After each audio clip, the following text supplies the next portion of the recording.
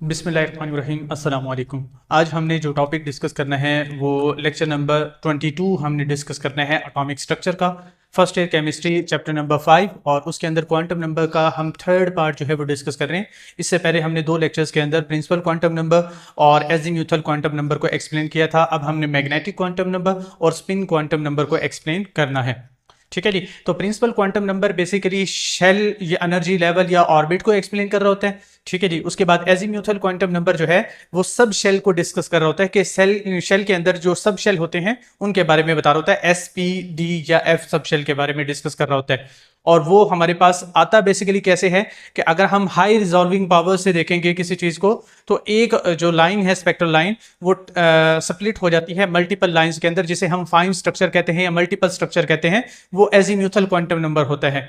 और magnetic quantum number कैसे आएगा? जाहिर सी बात है, नाम से ही जाहिर है कि अगर हम मैग्नेटिक फील्ड की मदद से देखते हैं तो एक स्पेक्ट्रल लाइन जब काफी सारी लाइंस के अंदर स्प्लिट हो जाती है तो उसे हम क्या कहते हैं? मैग्नेटिक क्वांटम नंबर जो है आ जाएगा। ठीक है जी। तो सबसे पहले हम वही लिख देते हैं कि स्प्लिटिंग ऑफ, अब बेसिकली इसको हम एक्सप्लेन करते हैं, इसको हम एम कहते हैं। ठीक है जी, स्मॉल एम से जाहिर करते हैं। तो सबसे पहला पॉइंट यही लिखना है कि स्प्लिटिंग ऑफ स्पेक्ट्रल लाइंस। ठीक है जी, splitting of spectral lines in the presence of, किस चीज की प्रेजेंस में बचे? In the presence of magnetic field. तो मैग्नेटिक फील्ड की प्रेजेंस के अंदर जब स्पेक्ट्रल लाइंस जो है वो स्प्लिट होती है तो तब जो हमारे पास क्वांटम नंबर ओरिजिनेट होता है वो मैग्नेटिक क्वांटम नंबर है। ठीक है जी। उन स्पेक्ट्रल लाइंस को जो स्प्लिट हुई है उनको एक्सप्लेन करने के लिए हमारे पास जो क्वांटम नंबर होता है वो कौन सा होता है? मैग्नेटिक क्वांटम नंबर होता है। ठीक है जी। तो बेसिकली इसके अंदर जो लाइंस होती है वो क्लोजली स्पेस्ड होती है। ठीक है जी। तो यहां पर हम लिख सकते हैं कि क्लोजली स्पेस्ड लाइंस होते हैं, क्लोजली स्पेस्ड लाइंस होती हैं। और इसके लिए हमारे पास m जो है उसके लिए जो वैल्यू होती है वो कितनी होती है? 0 +-1 +-2 +-3 +-4 and up to so on, जितने भी आपने बनाने हैं वो आगे बना सकते हैं। ठीक है जी। तो इस तरीके से हम जो है ना वो मैग्नेटिक क्वांटम नंबर को एक्सप्लेन कर सकते हैं। तो सबसे पहले क्या कहा है कि स्पेक्ट्रल लाइन को जब हम इन the presence of magnetic field देख रहे होंगे तो एक स्पेक्ट्रल लाइन काफी सारी लाइंस के अंदर स्प्लिट हो जाएगी। और इसको एक पॉइंट नाम भी देते हैं, अगर आपको याद हो, कि स्पेक्ट्रल लाइंस जब मैग्नेटिक फील्ड की प्रेजेंस में स्प्लिट होती है तो इसको नाम देते हैं जी मान इफेक्ट का। ठीक है जी। तो जी मान इफेक्ट यहां पर हुआ है और इसको एक्सप्लेन कौन सा क्वांटम नंबर करता है? मैग्नेटिक क्वांटम नंबर करता है। और इसके अंदर जो लाइंस होगी वो क्लोजली स्पेस लाइंस होगी। और m की वैल्यू जो है वो कैसे जाहिर कर सकते हैं? 0 +-1 +-2 +-3 सारे इंटीजर जो है ना वो इसके अंदर आ जाते हैं। ठीक है जी। तो ये हमारे पास मैग्नेटिक क्वांटम नंबर को एक्सप्लेन करता है। ठीक है जी। तो मैग्नेटिक क्वांटम नंबर के अंदर बेसिकली ये एक्सप्लेन जो है ना वो 3-4 तरीके से हम बता सकते हैं कि कैसे जो है ना वो एक्सप्लेन करता है। तो सबसे पहले तो एक्सप्लेन डीजनरेसी ऑफ ऑर्बिटल्स। ठीक है जी। सबसे पहले क्या है जी? Explain the degeneracy. अब डीजनरेसी क्या होती है ये भी हम देख लेते हैं। डीजनरेसी ऑफ ऑर्बिटल्स, ठीक है जी, उसको एक्सप्लेन करता है। अब डीजनरेसी बेसिकली क्या होती है बच्चे?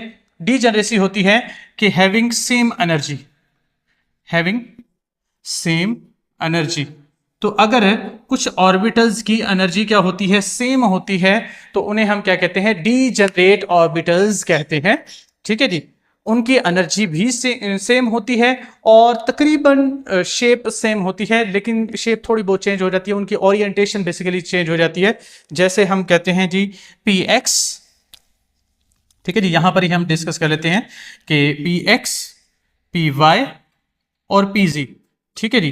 अब ये जो तीनों ऑर्बिटल्स है किसी भी शेल के हो, जैसे दूसरे के हैं, तीसरे के हैं, चौथे शेल के हैं। ठीक है जी। तो अगर ये तीन ऑर्बिटल्स इकट्ठे मौजूद होंगे जैसे दूसरे शेल के हैं 2px, 2py, 2pz, तो इन सब की एनर्जी सेम होगी। लेकिन आपने ये कंडीशन हमेशा याद रखनी है कि एक शेल की बात कर रहे हैं, जैसे दूसरे शेल की बात कर रहे हैं या तीसरे शेल की। ऐसा नहीं है कि ये दूसरे के हो या तीसरे के हो, नहीं, एक ही शेल के होने चाहिए।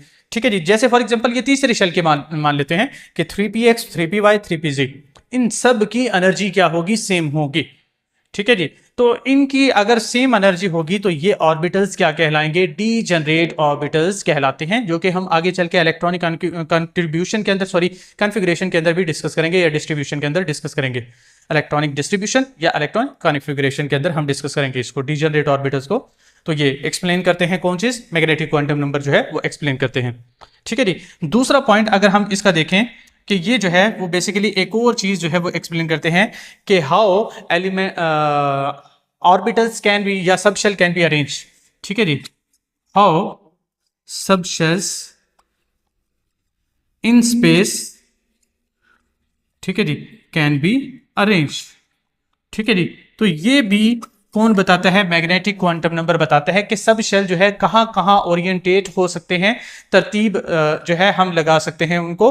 जैसे पी एक्स जो है वो कहाँ पर आएगा, जो एक्स एक्सिस होगा वहां पर आएगा, कौन से एक्सिस पर आना है। ठीक है जी।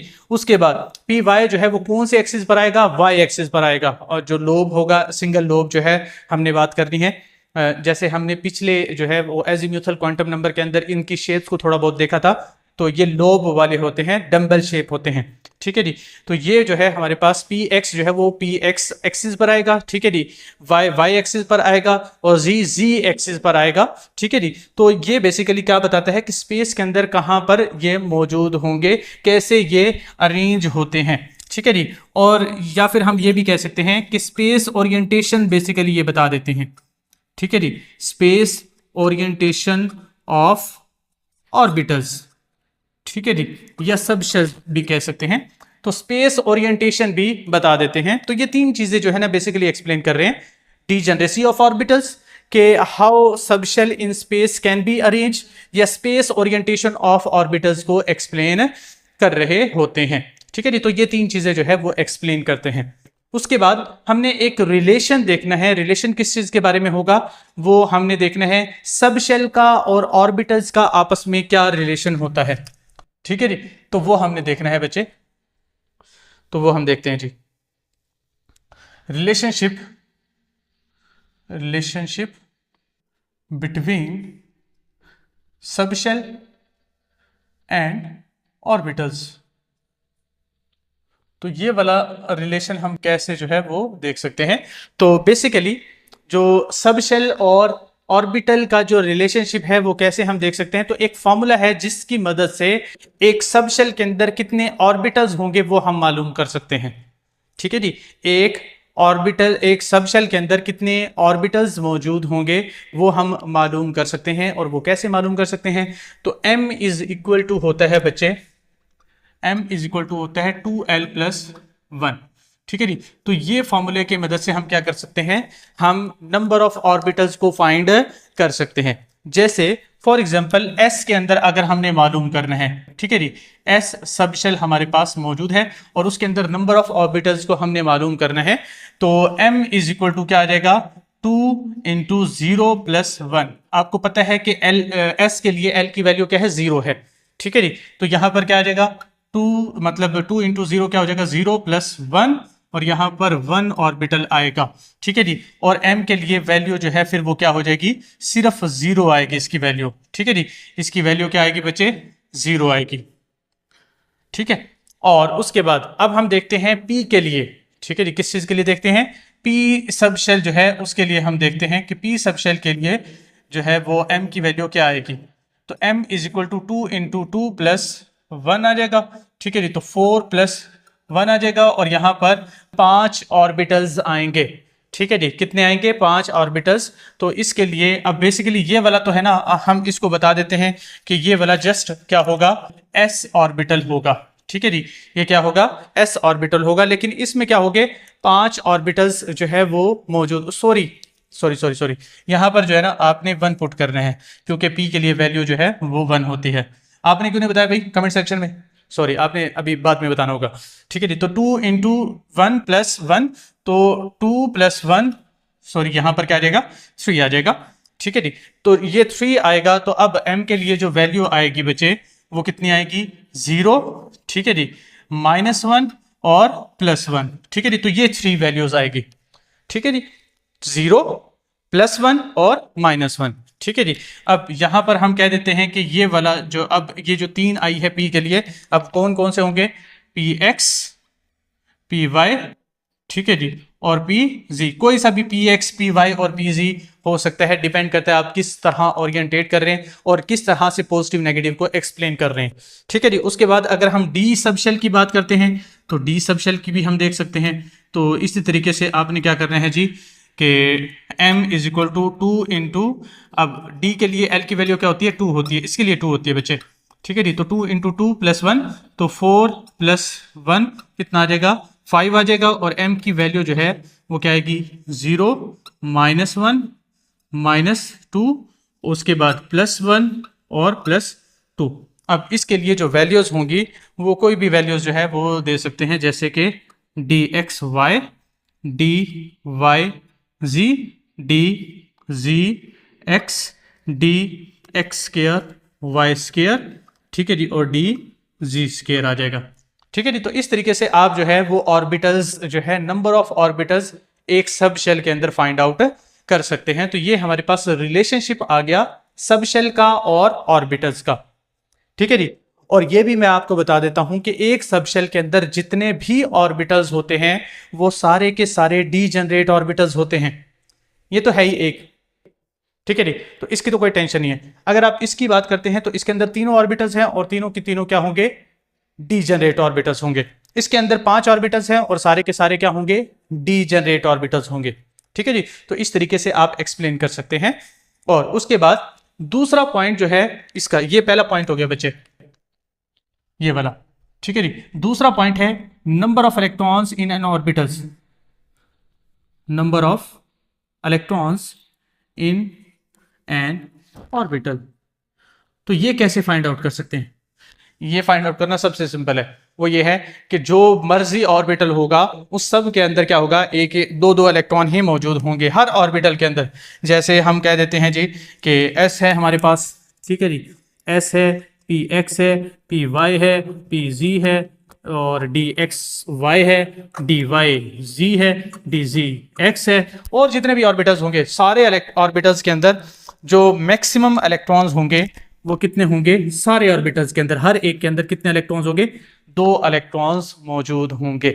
तो ये बात समझ में आ जाएगी, ठीक है जी। तो नेक्स्ट हमने जो यहाँ पर डिस्कस करना है, जल्दी से यहाँ पर जो है ना वो डिस्कस कर लेते हैं हम स्पिन क्वांटम नंबर को, ठीक है जी। और फिर लास्ट हमारा टॉपिक रह जाएगा इलेक्ट्रॉनिक डिस्ट्रीब्यूशन, ठीक है जी। तो इसको एक्सप्लेन करते हैं बच्चे, spin quantum number, spin quantum number, ठीक है जी। तो स्पिन क्वांटम नंबर को कैसे एक्सप्लेन कर सकते हैं, तो मैं थोड़ा सा आपको जो है ना बस गाइड कर देता हूं, बाकी आप जो है वो बेहतर समझते हैं, इसको जो है ना बस देख लेना आपने थोड़ा सा अच्छी तरीके से, क्योंकि इसके अंदर से शॉर्ट क्वेश्चन या लॉन्ग क्वेश्चन कुछ भी नहीं आता ज़्यादातर। पहले जो 3 क्वांटम नंबर है उनके बारे में ही ज़्यादातर एक्सप्लेनेशन को पूछा जाता है। इसके अंदर बस वैसे शॉर्ट क्वेश्चन या एमसीक्यू टाइप जो है ना क्वेश्चन कभी कभार आ जाता है, तो उसको मैं समझा देता हूँ। स्पिन क्वांटम नंबर क्या होता है कि एक ऑर्बिटल के अंदर जब इलेक्ट्रॉन रिसाइड कर रहे होते हैं, जैसे 2x के अंदर, सॉरी 2s के अंदर, तो यहां पर 2 इलेक्ट्रॉन जब रिसाइड कर रहे होते हैं तो 2 हम अपोजिट स्पिन के साथ लिखते हैं, ठीक है जी। कैसे लिखते हैं, अपोजिट स्पिन के साथ लिखते हैं। कैसे, अब न्यूक्लियस के अंदर जब ऑर्बिट के अंदर बेसिकली इलेक्ट्रॉन जो है वो रिवॉल्व कर रहा होता है, तो ये 2 तरह की मोशन कर रहा होता है। 2 तरह की मोशन कौन कौन सी होती है, एक तो ये न्यूक्लियस के अराउंड रोटेट कर रहा होता है, इसे सर्कुलर मोशन कहते हैं बच्चे, ठीक है जी। ये वाली जो मोशन है ना इनको क्या कहते हैं, सर्कुलर मोशन कहते हैं, ठीक है जी। और ये अपने अराउंड भी रोटेट कर रहा होता है और इसको बच्चे क्या कहते हैं, स्पिन मोशन कहते हैं। तो ये जो स्पिन मोशन होती है ये कौन सी होगी, ये क्लॉकवाइज होगी या एंटी क्लॉकवाइज होगी, ये हमने देखना है, ठीक है जी। ये क्लॉकवाइज होगी बच्चे या एंटी क्लॉकवाइज होगी, उसके लिहाज से हम क्या करते हैं, इसको स्पिन क्वांटम नंबर देते हैं। या तो अगर क्लॉकवाइज को हम क्या कह रहे हैं, +½ कह रहे हैं, ठीक है जी, तो इसके लिए क्या हो जाएगा, -½ हो जाएगा, ठीक है जी। तो वो डिपेंड करता है कि आप किस तरीके से जो है वो इसको लेके चल रहे हैं, कि अगर आप क्लॉकवाइज को -½ कहना चाहते हैं, -½ कह सकते हैं। जरूरी नहीं है कि हमेशा क्लॉकवाइज जो है वो +½ ही होगा, वो डिपेंड करता है कि आप किस तरीके से उसको लेके चल रहे हैं, कि उसको नॉर्थ पोल या साउथ पोल के लिहाज से आप देख रहे हैं, ठीक है जी।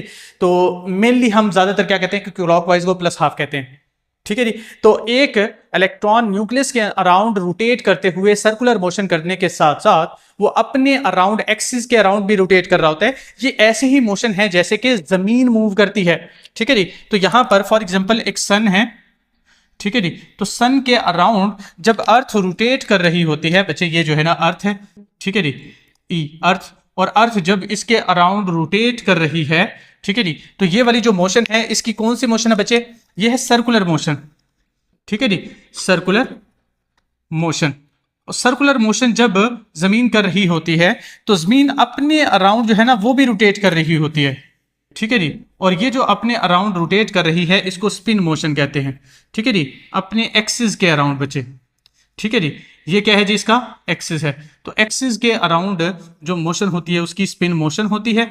और स्पिन मोशन जो है ना बेसिकली क्या होती है, अब मैं आपको थोड़ी सी इंफॉर्मेशन दे देता हूं, वैसे ही अलग से इंफॉर्मेशन है, ये आउट ऑफ द मतलब कॉन्टेक्स्ट है कि जब जमीन सूरज के अराउंड रोटेट करती है तो उसकी वजह से जो हमारे पास पीरियड बनता है वो हमारे पास कौन सा बनता है बच्चे? ठीक है जी, तो वो हमारे पास बनता है वो 7 वाट बनता है। ठीक है जी। तो हमारे पास जब वो ज़मीन जो है वो सूरज के अराउंड रोटेट करती है, वो 365 डेज के अंदर अपनी सूरज के अराउंड रोटेशन को कंप्लीट करती है। और इसको हम क्या कहेंगे, यहाँ पर ये जो है, ये जो सर्कुलर मोशन है ये कितनी डेज में होती है? 365 डेज में होती है। और इसको हम जब एक चक्कर पूरा करती है तो उसे हम कहते हैं 1 ईयर जो है वो कंप्लीट कर लेते हैं। ठीक है जी, क्या कर लेते हैं? 1 ईयर जो है वो कंप्लीट कर लेते हैं। ठीक है जी। और जब वो अपने एक्सिस के गिर्द एक चक्कर कंप्लीट करती है ना, तो वो कितने अराउंड मतलब कितने ड्यूरेशन में करती है? वो 24 आवर्स के अंदर करती है। और 24 आवर मतलब 1 डे के अंदर वो कंप्लीट करती है बच्चे। ठीक है जी, तो वो 1 डे के अंदर बेसिकली कंप्लीट कर रही होती है। तो एक दिन भी हो गया और एक साल भी हो गया, लेकिन एक चीज रह गई है और वो क्या है? मंथ। तो मंथ कैसे आते हैं? तो मंथ बेसिकली जो है वो चांद की मूवमेंट पर डिपेंड करता है।